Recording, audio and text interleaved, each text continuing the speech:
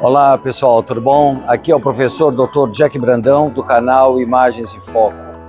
Bom, hoje nós estamos aqui no segundo simpósio, aqui no Mosteiro de São Bento, no Teatro do Mosteiro de São Bento.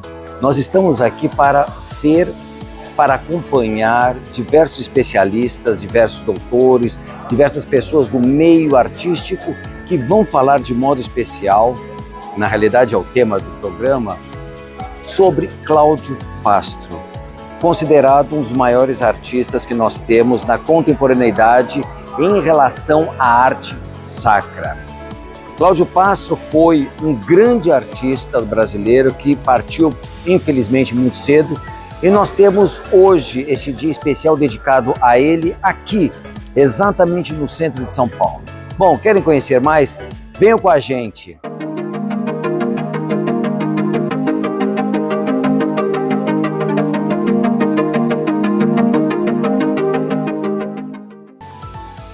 Considerado um dos mais importantes artistas sacro do Brasil, com uma carreira marcada por inovações e criações que revolucionaram a arte sacra contemporânea, Cláudio Pastro, nascido no ano de 1948 e morto no ano de 2016, produziu grandes obras a partir de seu olhar sensível e habilidade singular. Neste ano de 2023, em que ele completaria 75 anos, o Núcleo de Pesquisa e Extensão da Faculdade de São Bento, o Museu de Arte Sacra de São Paulo e a Escola de Cultura Ideia Viva recordaram sua vida e obra por meio do segundo simpósio Memória, Arte e Espiritualidade, 75 anos de Cláudio Pastro, que aconteceu no dia 6 de maio no Teatro da Faculdade de São Bento. De acordo com a professora doutora Lúcia de Souza Dantas, coordenadora do Núcleo de Pesquisa e Extensão da Faculdade de São Bento de São Paulo, o objetivo do simpósio foi unir diferentes instituições e pesquisadores interessados em temas que envolvem a memória, a arte e a espiritualidade, com ênfase na arte sacra e no legado deixado pelo trabalho artístico de Cláudio Pastro. De maneira geral, o evento visou promover reflexões acerca do papel da arte sacra na modernidade para a inclusão e conciliação das práticas religiosas e dos papéis da espiritualidade e da arte na cultura moderna, discutidas nos âmbitos da filosofia, teologia, história da arte, museologia e preservação patrimonial.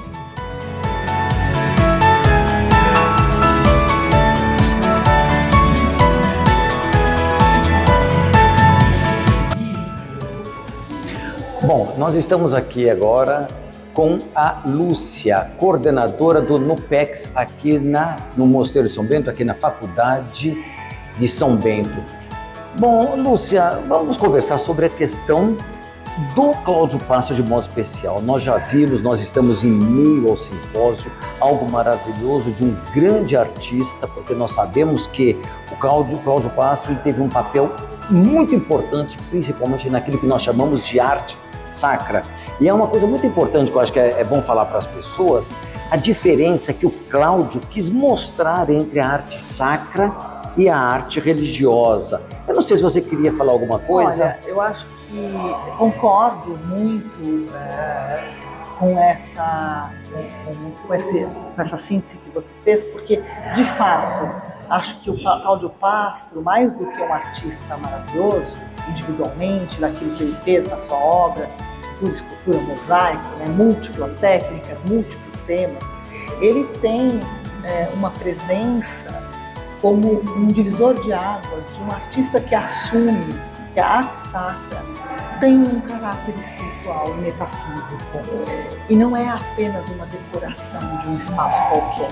Então, eu acho que nesse sentido ele ajuda nós resgatarmos algo que na atualidade, na contemporaneidade, muitas vezes é perdido ou fica em segundo plano, que é justamente a experiência estética associada à experiência religiosa que leva a uma acesso. E essa experiência não começa com o padre, começa na construção da igreja, em todo o aparato de uma arte total que envolve a arquitetura, a pintura, e em que tudo ali está em harmonia com um ritual, com uma prática e uma espiritualidade.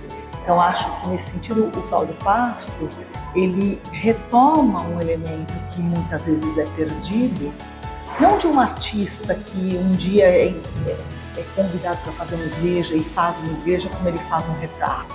Não, ele assume na sua prática diária essa dualidade do artista e do religioso, né? Do homem religioso, que pode, e o fato dele ter sido oblado e ter uma ligação muito íntima com a ordem beneditina, né?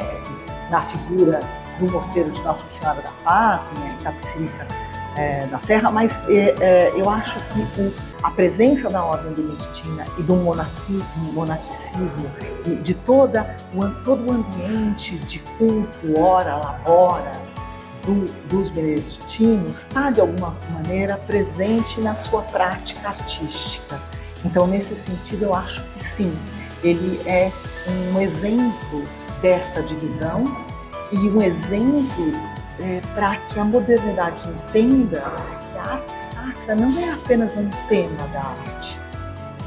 Ela envolve um ritual e uma prática daquele que produz e daquele que contempla. Então, acho que nesse sentido ele se esforça e se esforçou, sabemos disso pelos inúmeros depoimentos de alunos, amigos, religiosos que tiveram contato com ele. Isso é unânime, parece, sim. Uma coisa muito espraiada de que ele realmente entendia que a prática artística no campo da arte religiosa, da arte sacra, é também uma prática religiosa, no sentido de uma ação. Então, isso remonta muito à Idade Média e à ordem beneditina. Não é à toa que ele vai na arte bizantina e românica, a arte românica que é característica do mosteiro beneditino, né? Ou seja, o grande momento da Idade Média que a ordem beneditina praticamente reinava sozinha. Sim. E que, de fato, os artistas medievais eram anônimos, como ele muitas vezes ressalta, né? Essa comunhão do artista e do espectador, ela não é singular, ela não é do sujeito. Aliás, melhor dizendo, ela é singular, mas ela não é do sujeito. Sim. Ela é da comunhão do todo, né?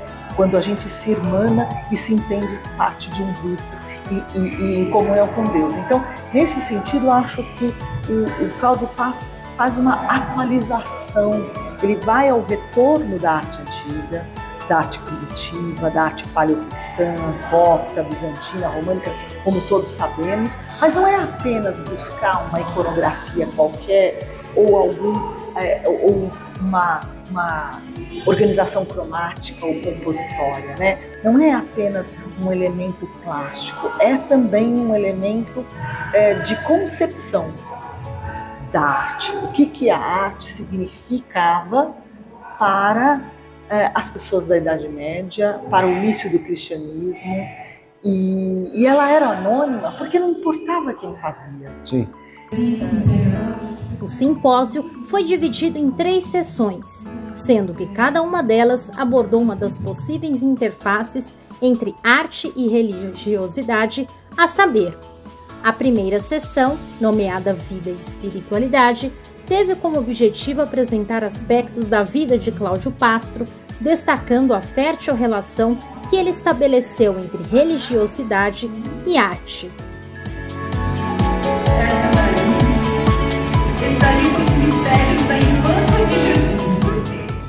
Já a mesa redonda, intitulada Arte Sacra, apresentou aspectos da atividade artística de Cláudio Pastro, destacando sua importância para a arte sacra na atualidade e para a construção de uma arte sacra moderna de matriz brasileira.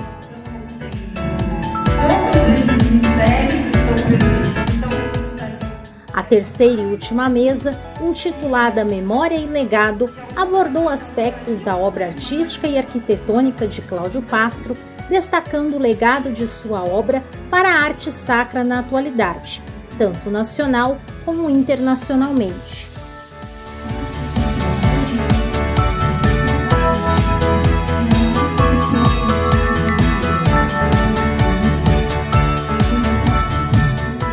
Cada mesa contou contou com 3 palestrantes para abordar os respectivos temas. E, ao final do simpósio, aconteceu um recital de órgão e coral na Basílica de São Bento, com um programa de música sacra contemporânea e antiga.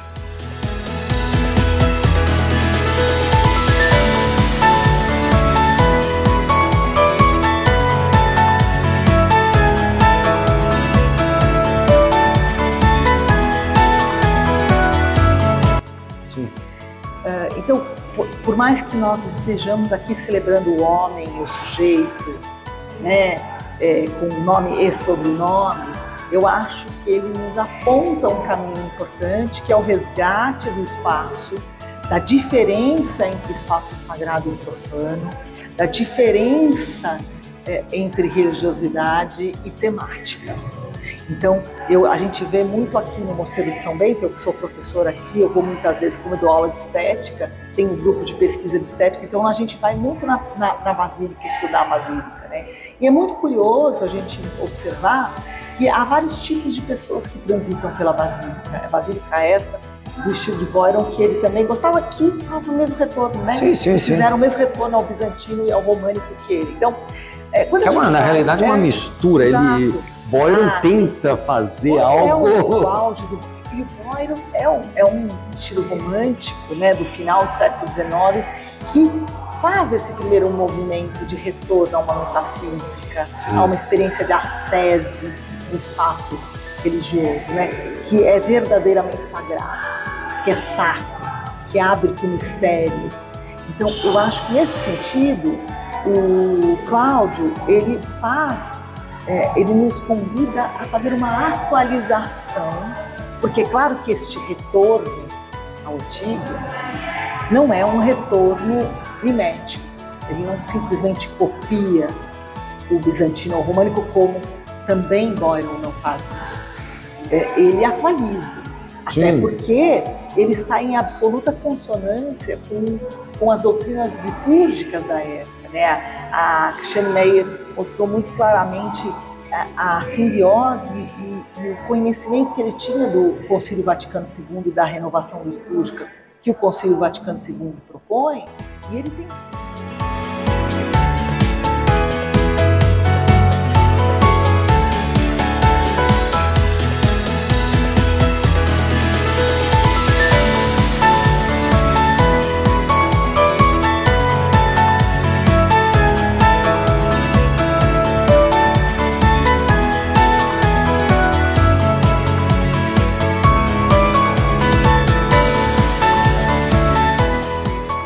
Muito bom, estamos aqui com a doutora Vilma. Quando eu digo doutora Vilma, nós temos que entender o seguinte: mais do que doutora do doutorado, a Vilma é uma das grandes conhecedoras da obra de Cláudio Pastro e conviveu muito tempo com o Cláudio Pastro. Então, Vilma, eu estou aqui querendo saber muito. Conte um pouco dessa experiência que você compartilhou aqui conosco, aqui no simpósio, a respeito desse grande artista da arte sacra que foi Cláudio Pastro. Sabe o que eu vou falar? Que o Cláudio Pastro foi grande, um homem profético, inovador, à frente do seu tempo. Ele conseguiu decodificar o concílio de uma forma tão exata, tanto é que ele tem tantos, estão aqui presentes tantos discípulos, né? Ele deixou tantos discípulos, porque realmente ele viu, ele não inventou, sabe? Jack, ele não inventou nada, ele não é que ele faz assim a minha criatividade, exatamente, nada disso. Ele leu e falou assim, é isso que o concílio quer. Então ele é um homem que serve à liturgia, uma espiritualidade profunda, um homem generoso, humilde e que me ensinou muita coisa, ensinou praticamente tudo que eu sei. Nossa, porque o Cláudio Pastro é bem isso que você falou, é um homem do Concílio Vaticano II. É algo que nós temos de falar muito, porque principalmente no Brasil nós temos hoje um movimento que busca muito aquela missa tridentina, por exemplo, busca, só que ao buscar este passado, na realidade esse não é o verdadeiro passado. E Cláudio Pastro busca as origens por meio do Concílio Vaticano II, que é tão próximo e tão presente de nós. Ele já gostava, né, dessa arte das origens, não é uma coisa nova, porque ele leu Odocásio, ele leu Romano Guardini, que são todos pré-conciliares, né? O livro você conhece bem, eu falo sobre tudo isso, é muita coisa, é muita coisa. Bom, mas olha, estamos felicíssimos de estar aqui. Bom, Vilma, a correria é muito grande, olha, Isso mesmo. Muito obrigado mais uma vez. Eu que agradeço, viu? Muito obrigada.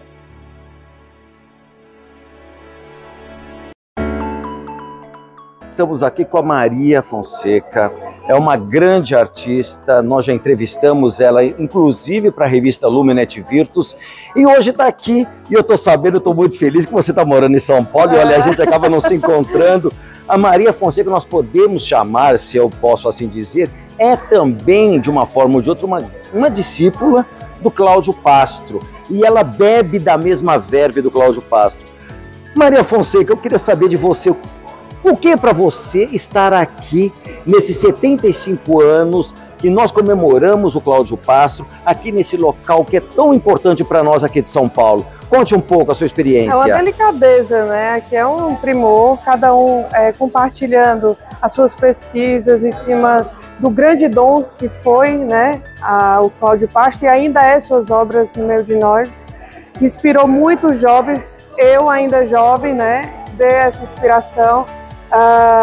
E por incrível que pareça, as inspirações deles também eram as minhas, então casou assim de uma forma. E eu muito jovem, né? Ainda sou uma criança, brincadeira, mas é especial. É de uma riqueza, um tesouro maravilhoso de ouvir grandes pessoas aqui nesse dia. E é interessante que algo que eu falei já para Maria Fonseca, na nossa primeira vez que nós conversamos, como o seu traço cada dia está se particularizando.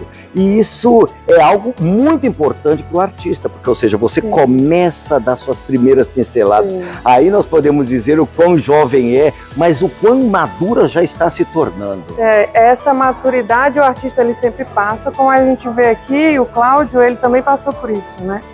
Da evolução, né? E não só da evolução, como também tem algo particular. A arte sacra ela é diferente de uma arte comum, onde a inspiração não vem só de dentro, né? Ela vem de uma experiência que eu tenho com Deus, né? E eu tento passar isso, né? Então a minha experiência com Deus, ela está sempre em movimento, e é a cada dia. É na natureza, é dentro da igreja, então assim, é na formação. Então acredito que é a consequência, o fruto ele sempre vai amadurecendo. Nossa, muito bom, muito obrigado. Mais uma vez, muito obrigado, foi um grande prazer em vê-la aqui.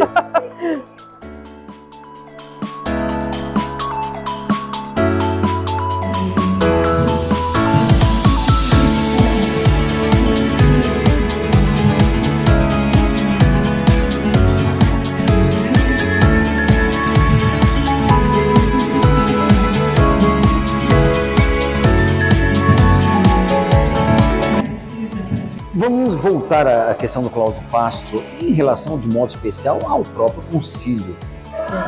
Uma das grandes brigas, eu me lembro uma vez, eu estive com o Cláudio, ele falando sobre isso, uma das grandes brigas com elementos, com padres, ou seja, com pessoas de dentro da igreja, é exatamente isso.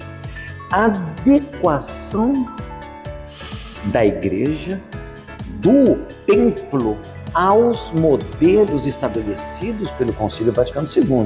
Um grande exemplo é a própria questão do altar. Sim. O altar, nós temos de lembrar que antes do Concílio Vaticano II, os altares eram muito grandes, eram enormes, cabia muita coisa em cima. E o concílio vai buscar exatamente o que? A simplicidade, ou seja, o menor, o pequeno, o quadrado, ou seja, não é como nós temos na Basílica de Aparecida. Então é isso que é algo diferente. E o mais interessante que eu acho é exatamente a busca, ou seja, o moderno, o contemporâneo, eu não digo moderno, mas eu digo contemporâneo, nesse resgate do passado. Então, eu acho que nesse sentido ele faz um muito bem sucedido diálogo entre o retorno das origens do cristianismo, inclusive de um cristianismo que não tinha uma divisão entre a Igreja Ortodoxa e a Igreja Católica, de um cristianismo que era ecumênico e era católico no sentido lá, né, no sentido original da palavra, né, universal. Exatamente. Então, eu acho que nesse sentido, e ele faz essa atualização sem deixar de olhar para as mudanças da arte moderna. Então, ele é verdadeiramente um artista do século XX. Sim. Ele é um artista do seu tempo, né? Mas um artista do seu tempo que é também sacro. Então, eu acho que é uma raridade isso. São poucos artistas que a gente pode, de fato, chamar de artistas sacros, no sentido pleno da palavra e da definição do que é arte sacra. Né?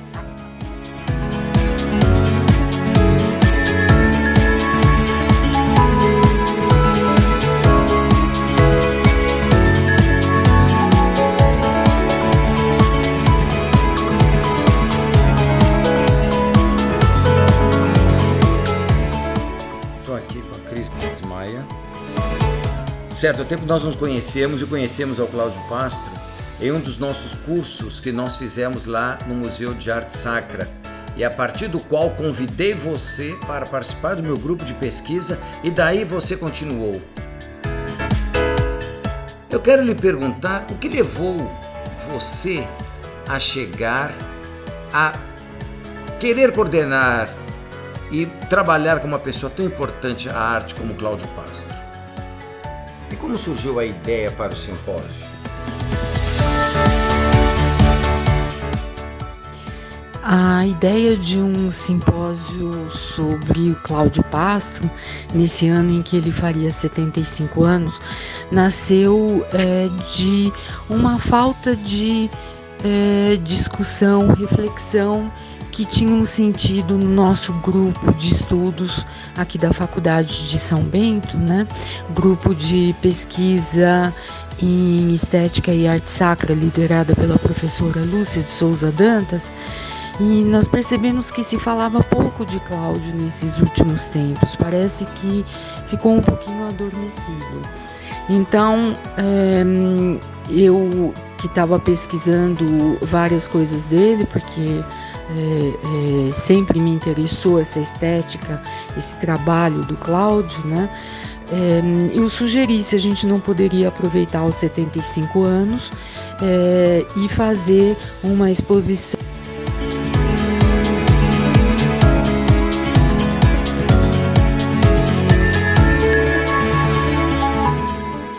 no Museu de Arte Sacra, que já estava programado para o ano passado, mas por N motivos não pôde acontecer, e esse ano também não tem possibilidade, mas se Deus quiser em breve a gente terá essa exposição, mas manteve-se então a ideia do simpósio.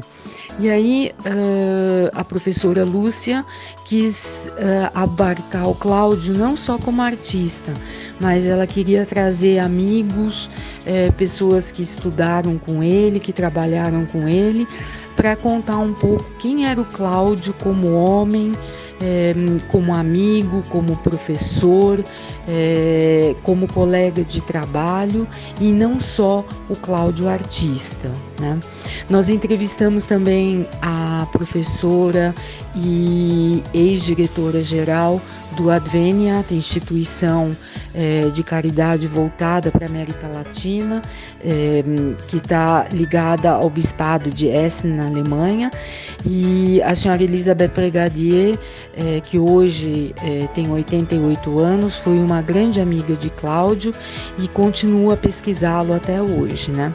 E a Elisabeth Brigadier nos mostrou a capela que ele fez para o Adveniat, contou muito da trajetória dele na Alemanha e na Europa, onde ele é muito reverenciado, tido como o Michelangelo brasileiro, até o Michelangelo da passagem do século XX para o XXI.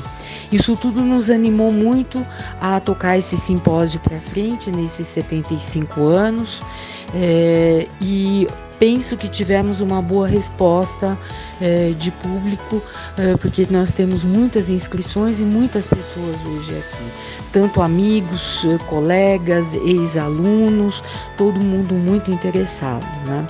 E hoje descobrimos já nessas palestras da manhã, perdão, vários aspectos que a gente não conhecia, por exemplo, que o Cláudio, que o Cláudio conheceu em pessoa o Dom Martinho Michler, que foi o o monge beneditino alemão, que trouxe o movimento litúrgico pelo Brasil, que depois desembocou no Vaticano II.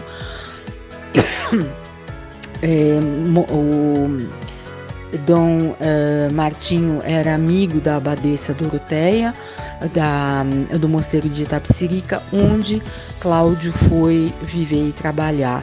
E ali ele conheceu o Dom Martinho Michler, e a gente vê reverberado nas obras dele muito desse pensamento, dessa renovação litúrgica e da atualização da primeira arte sacra para os dias de hoje, que era o que o Concílio Vaticano II e o movimento pediam, né? Cláudio realmente absorveu isso e recepcionou nas suas obras, e a gente vê isso reverberado muito bonito nas paredes, né?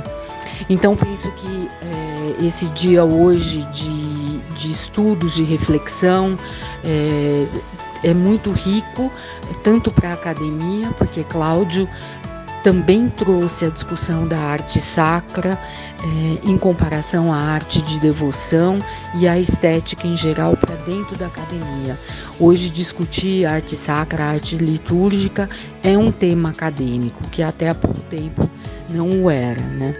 Então penso que é muito rico hoje esse dia. Eu agradeço muito a participação sua, da Mariana, e todo o empenho em ajudar que esse dia seja um dia realmente de homenagem e de memória a Cláudio Pastro, aos 75 anos dessa belíssima vida que ouvimos hoje e esse legado que ele deixa para.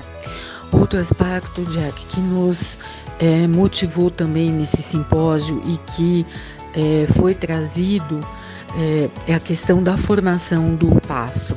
Muitos acham que por ele ser autodidata, isto é, ele não ter feito uma faculdade de belas artes, ter um curso universitário em artes plásticas, ele é cientista social pela PUC São Paulo, mas ele não fez curso de artes plásticas numa universidade, que a obra dele seja autodidata no sentido de que ele mesmo aprendeu. Não é bem assim. Ficou claro nesse simpósio, em várias falas, de que Pastro estudou com Emendabile, Galileu Emendabile, que é esse grande artista plástico ítalo-paulistano, podemos dizer assim. Ele também teve aulas com Penac.